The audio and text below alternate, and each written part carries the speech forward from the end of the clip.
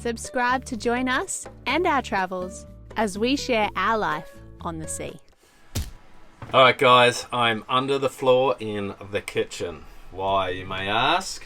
Well, Bella and I are installing a toilet today. So we are doing away with the manual toilet. Alright guys, so we're going to remove the toilet in the forward head area. It's a manual Jabsco one.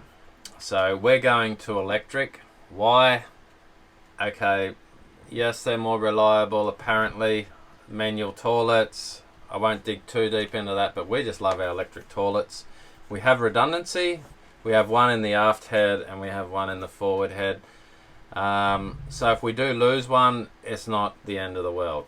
The challenge for today is a manual toilet to an electric toilet. We need to get a cable up to the front. I have found a pull cord in the boat, which was a bit of a luck because there's not a lot of them on the boat. We have spliced the pull cord onto our 10 AWG wire, 10 gauge wire, and that's strong because what we don't want is to get halfway through pulling this wire through, guys, and it goes loose. It's like catching a fish and then you get halfway to the top and it's gone. It's a heartbreaker.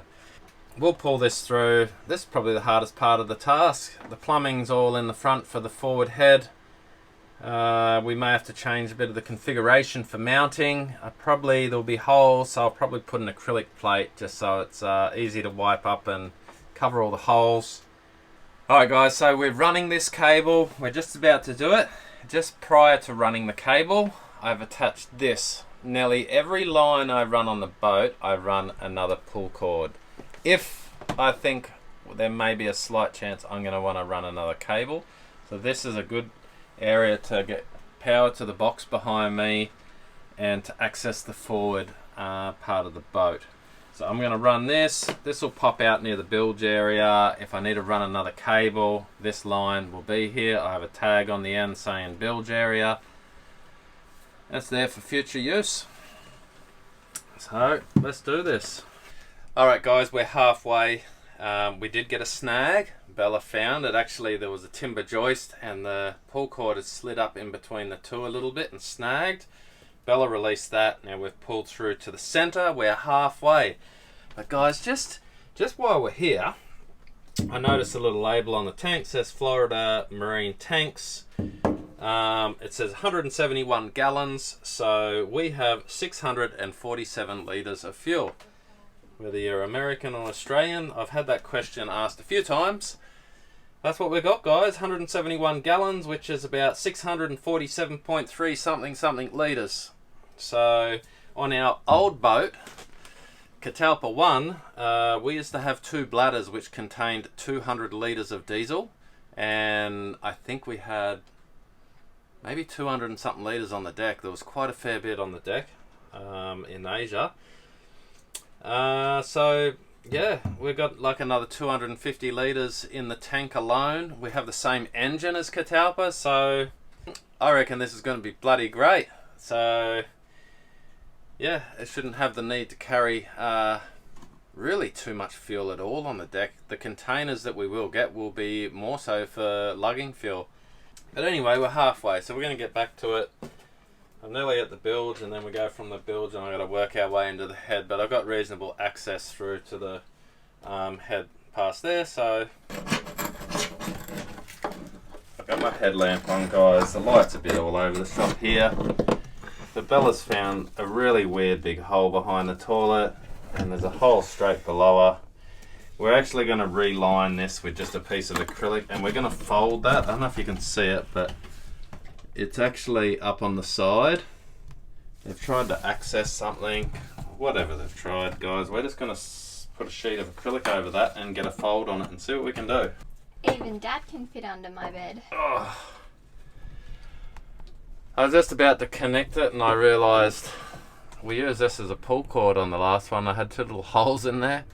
It's at the end of the pipe. It's probably okay, but we're not going to risk it because we don't want poop under Bella's bed. I've got all this ready. I'm going to heat it because I'm not 100% sure if the seacock is sealing. So if it is leaking, I can just clip straight on. But thank you for my new hacksaw.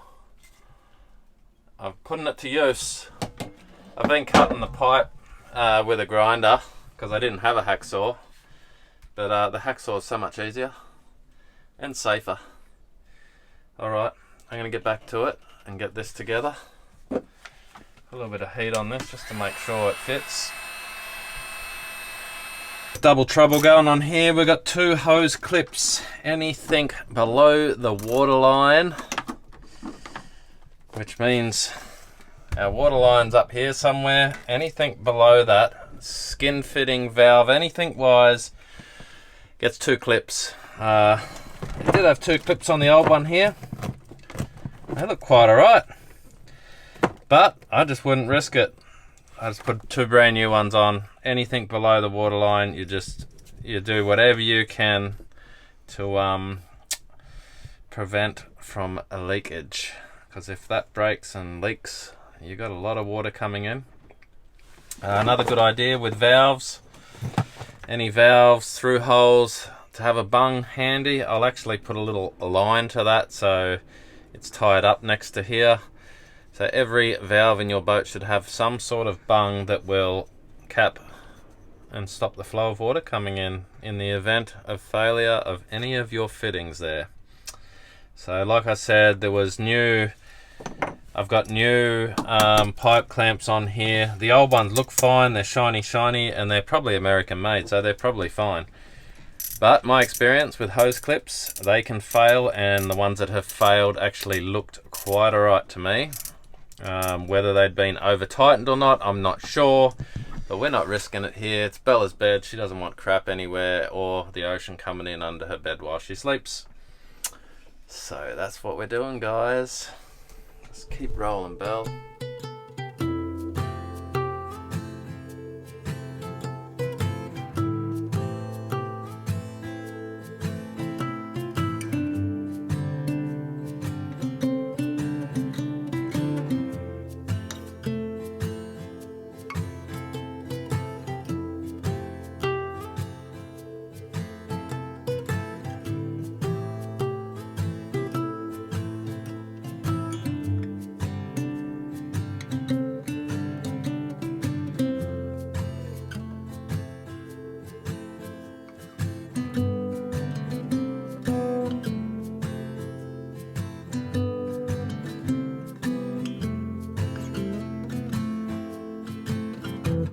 Okay guys, so we've had another successful install of a toilet, should I say a head, on our boat.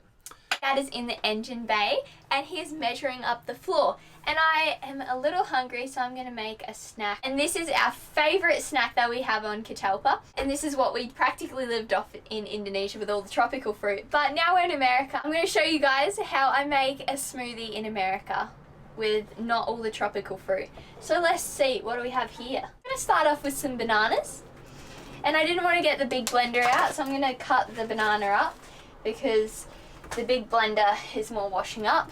I'm going to use a Kamikoto knife to chop up the banana because I'm not using the big one because these knives are just super sharp. They're my favourite that we have. I'm just going to chop it up so it blends better. Throw it in here. If you guys would actually like to get yourself some Kamikoto knives, then you can use our discount code Catalpa50. They're made out of Japanese steel, individually inspected and have a lifetime guarantee. They're used by Michelin star chefs all around the world. You know, it's nearly getting close to Christmas, or you want some for yourself, they come in this beautiful ashwood box. Kamikoto is now running a Black Friday sale and the link is on the screen. Go check it out. And now I'm going to add some blueberries. This is actually one thing we never really had in Indonesia was blueberries. So it's a bit different. Here we have blueberries and bananas. In Indonesia we have blueberries, papaya, dragon fruit. Actually, I think I want a chocolatey one today. I feel a little chocolatey. So I'm going to add some cacao. I'm going to put like, I don't know, that much cacao in. You can add as much cacao as you like or none at all. And what I have here, I've got some kefir. Usually I use coconut milk. You can use whatever type of milk you want, or water, which I use sometimes. But if you want a creamy texture and a thick creamy one, which Mum loves, then you can use whatever type of milky liquid you'd like. That's what we got here. We don't use coconut cream. That's what we used to use in Indonesia. But I can't find any good ones over here. So I only like to put a little bit of liquid in this smoothie because I want a thick one. I want it thick. I think it's all ready. It's pretty simple, 4 ingredients, and this makes a pretty good smoothie. Thick one. I always do this where you think that you need more liquid, but I like to blend it first and see how it sounds. Because if you don't shake it and you go to blend it, it makes you think you need to add more liquid, but you don't need to add more liquid.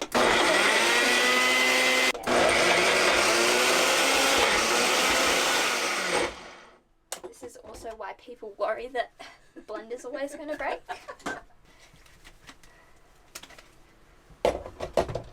Wow, it's really thick. I think you need to I'm put just a drop gonna of liquid. a little bit. Look at this. Imagine it drop. That was brave. I know. Like tiny, tiny bit.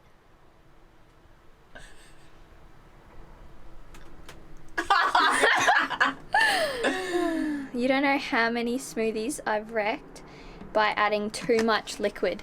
Small one where we have the big one and it blends thicker ones better, but like it's like twice as big and that's more washing up, and I don't feel like washing it up.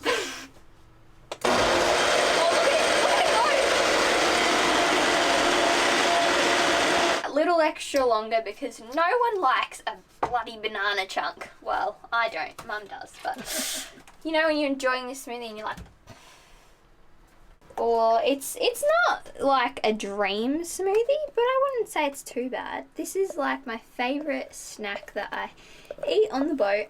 Absolutely delicious. Top it off with some granola or put a straw in it, and a lot of you are probably like, oh yeah, that looks delicious. Like, what's the recipe? What other smoothies do you make? I just make it up every time. My 3 like favourite fruits to use is papaya, banana, and dragon fruit. And frozen. Frozen fruit makes the best smoothies. Like, I don't like when the fruit is not frozen. You've got to have frozen fruit. But those 3 fruits, if you can find good ones of those, put in your freezer and then put a lot of all of those ingredients, blend it up with a little liquid, and I swear you'll have the best smoothie of your life. Alright, let's go see how Dad's doing with this floor.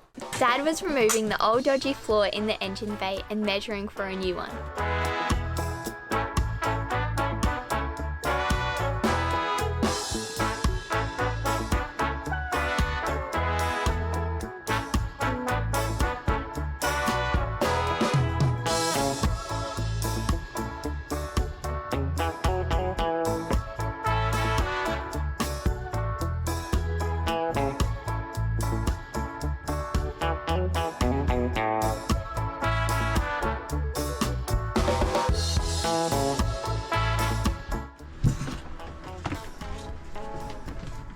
What's your job, baby? Stretch. Getting old. Yeah, it's floor day in the engine room. I don't know where to start, but like building a house, I think I'm going to start from the ground up. Get a good base to sit in there and work off and tie everything into. Bit of modification here and there, out with the old and in with the new. Few new ideas, and it'll be a work in progress for a little while till we figure it all out, but it's going to be a sweet little area once it's done. At least I can just get around to everything in there. Yeah, leave it at that for now. I'm going to go and see Paul. Paul was very kind and took Dad to Home Depot, and after Dad measured up the space, Paul cut out the floor to fit. Thank you so much. Dad then just had to cut out the floor to fit around pipes and edges.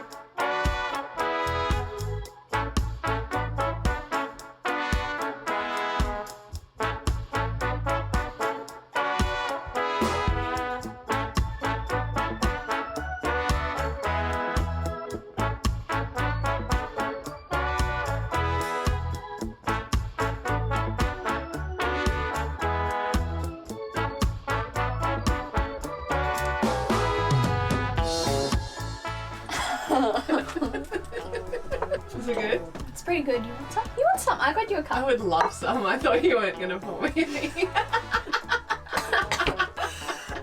I'm joking at the same time. Yum. Thank Cheers. you. Cheers, Val Val. Best snack. Best boat snack Best boat snack ever. ever. Full stop.